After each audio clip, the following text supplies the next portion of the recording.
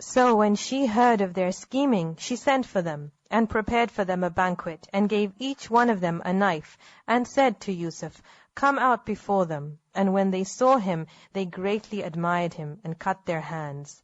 And they said, "Hasha lillah, ma hadha bashar, in hadha illa malakun kareem." Perfect is Allah. This is not a man. This is none but a noble angel. Yusuf alayhi salam has no freedom. He's a slave. So he has to do as he is commanded to do, even if he doesn't want to. If they told him that he has to come out, then he has to come out before these women. And the response of the women, that this is an angel, this can't even be a man. So the wife of Al-Aziz wants the other women to see how amazing Yusuf alayhi salam is, so they can stop talking about her.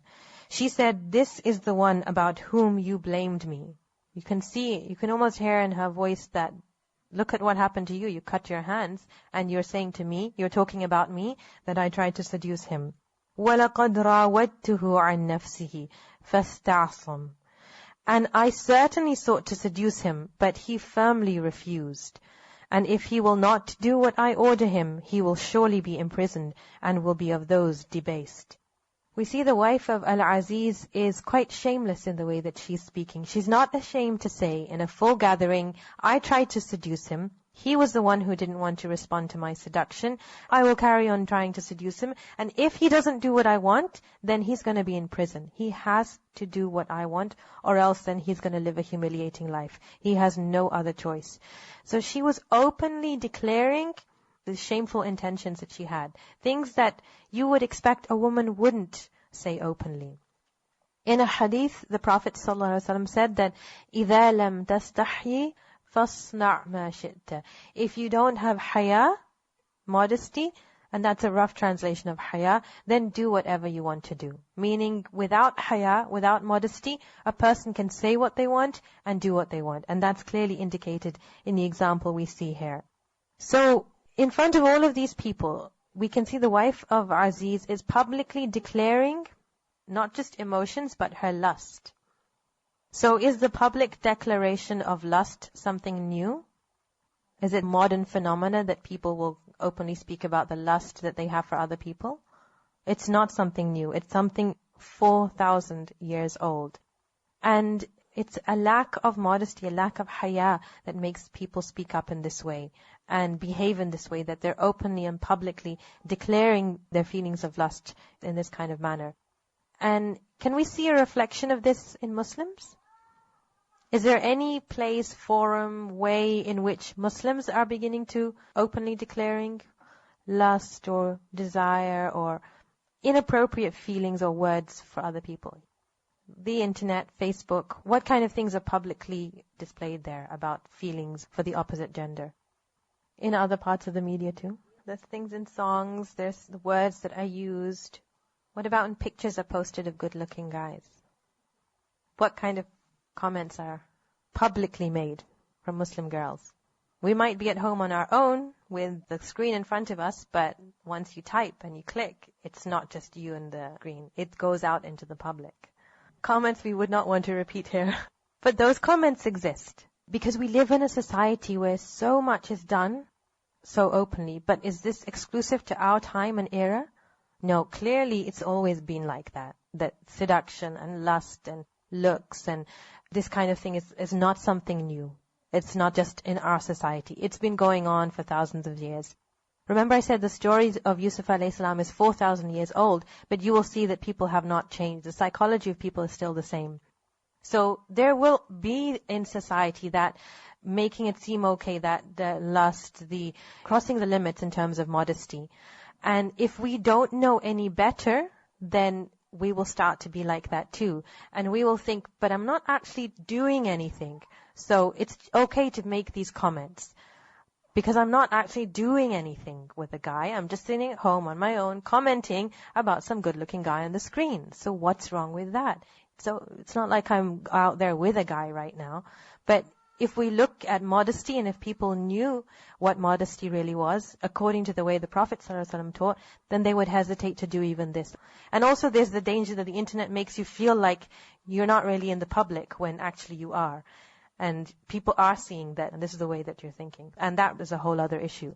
The fact that the internet has made us feel that we can display all our emotions and feelings and nobody knows.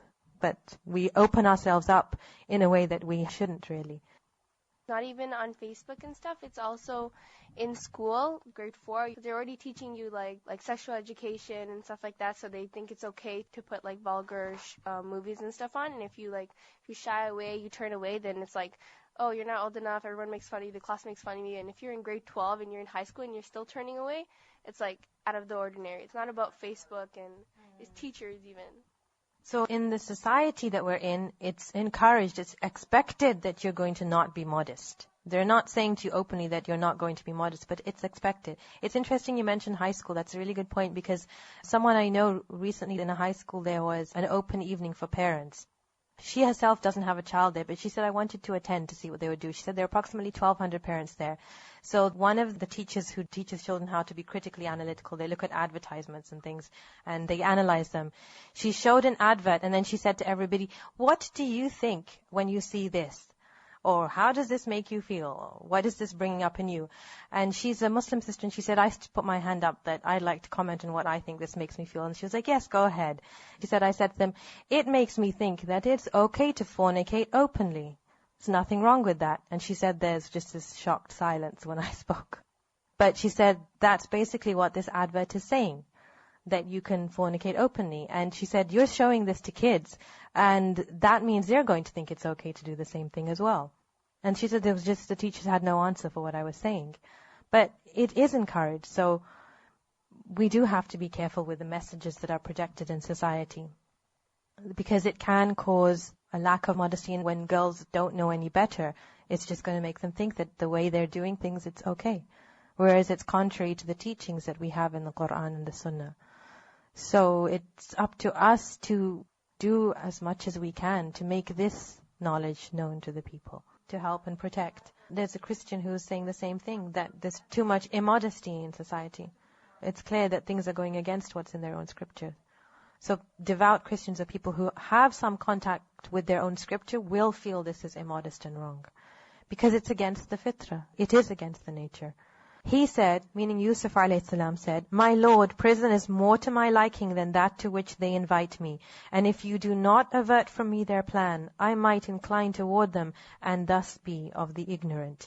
We can see Yusuf alayhi salam, despite the fact that he's the man, yet he's the one saying, turn me away from this. I want to protect my iman, my haya, my modesty. I don't want to be involved in this. And I'm ready to even go to prison rather than commit what they're saying. Because if I did what they're saying, I would be of the ignorant. Meaning it's not something modern, not something new what they're doing. It's something very old. It goes back to ignorance. So his Lord responded to him and averted from him their plan. Indeed, he is the hearing, the knowing. Meaning Allah hears, so ask him. In any situation, any difficulty, he will hear the dua. ثُمَّ بَدَا لَهُم مِّن بَعْدِ مَا رَأَوُا الْآيَاتِ لَيَسْجُنُنَّهُ حَتَّى حِينٍ. Then it appeared to them after they had seen the signs that he should surely imprison him for a time. Meaning, even after the signs were clear that Yusuf a.s. was not wrong, that he was innocent, still Yusuf a.s. was imprisoned. Even though the Aziz knew he's not the one doing anything wrong, yet it was the will of Allah that he should be imprisoned. And scholars have said that this is an indication that at times you might not be at fault. You might search and search in yourself, what did I do wrong that I ended up in this situation? Sometimes you might not be the one who is at fault, yet you are still being tested through something that is hard for you. And scholars say that the reason for this could be the same reason why Yusuf a.s. was tested, to give you a blessing, to give you something better. That he makes you go through a difficulty, a test, a trial, so that you are better. How? Your weaknesses are removed. That you face a difficulty, it makes you stronger. You learn things you never knew before. You think in ways that you never thought before. It raises your awareness, and then you are able to do more after you have come out of that difficulty. You are stronger having come out of that difficulty. And it's not necessary that it's always something that a person has done. Sometimes it is the plan of Allah that this is how He gives a person status, through putting them through such a difficulty.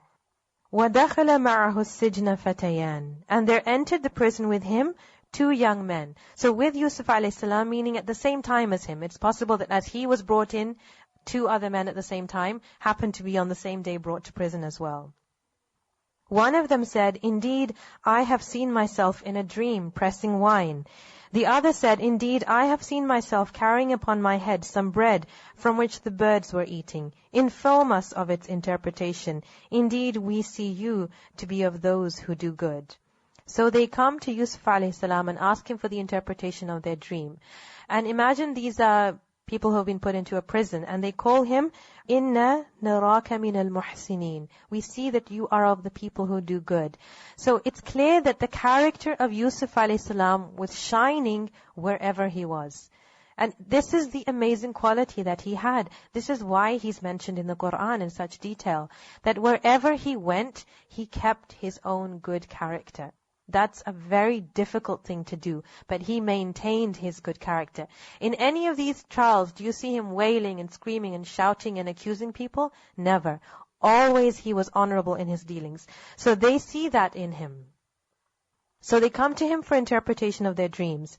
And they've had true dreams, and they're not believers, which indicates that even disbelievers, non-Muslims, anybody, doesn't have to be a pious person, but anyone can have a true dream. He said, "You will not receive food that is provided to you, except that I will inform you of its interpretation before it comes to you." Basically, Yusuf alayhi salam is telling them that clearly there's a specific time when food is given to them, and he's saying that before that, I'll finish what I have to say. Meaning, he's showing them that I won't talk for long, but I want you to hear a little of what I have to say. And he's going to give them da'wah now. He's going to preach to them the message of the oneness of Allah. So see his character, that even in that difficulty, he's still able to rise above and see, okay, I have an opportunity. They have come to me. I have an opportunity to say some good words to them that maybe will touch their hearts. That is from what my Lord has taught me. Indeed, I have left the religion of a people who do not believe in Allah, and they, in the hereafter, are not believers.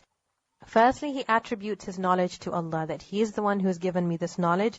And then he mentions something of his background, that I come from a different people. I come from a people who believe in Allah, who believe in the hereafter, who believe in the oneness of Allah. And you see again the honor in his speech. He's not speaking with self-pity. I come from such difficult circumstances. I had these brothers and they were horrible to me and they threw me in a well. And I've been through such hardship and trial. Even when he speaks of what he's been through, he does so with honor when he talks to them. And again, he tells them of the oneness of Allah.